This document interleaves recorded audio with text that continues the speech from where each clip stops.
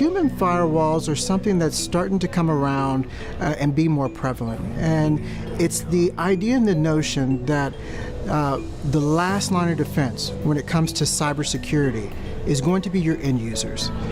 You can spend top dollar and put the most high-tech, latest and greatest cybersecurity hardware in place, but if your end user clicks on the wrong thing, it completely circumvents everything that you've got in place from a network perspective. And so the last line of defense, this human firewall, the idea of educating your end users on, hey, this is how you protect yourself. And not only just educating them on it, it's taking it to the next step of, we can't do lunchroom lectures anymore because those things just don't work. Studies have shown that we retain a small fraction of what we hear in those type of settings. So with the human firewall approach, it's constantly training people and testing them on it on a continual basis, doing remedial training, and then wash, rinse, and repeat. I kind of liken it to going to the gym. I could go to the gym and work out for 6 months straight, and I'll have, I start making progress and I start building muscle, and then I stop for a year.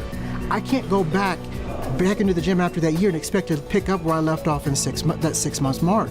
I'm going to be weaker. I'm going to be starting back over from scratch. It's the same thing when it comes to cybersecurity training. You have to be consistent with it because as soon as you stop, it falls back. It's not top of mind anymore. And the problem with that thought process is that the hackers don't care. The enemy doesn't care. They're not going to stop. And the sad thing is that the deck is stacked against us.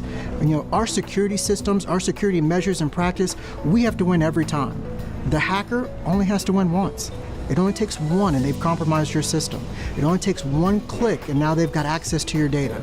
And that's the scary part of what we do. I see technology as a gift and a curse. The gift is that we have access to all these things, access to people and information that we really didn't have access to before. The curse is that the enemies have access to those same things, and they prey on individuals' vulnerabilities, the not knowing factor, the taking things for granted factor, not thinking about it factor, or you just don't know what you don't know.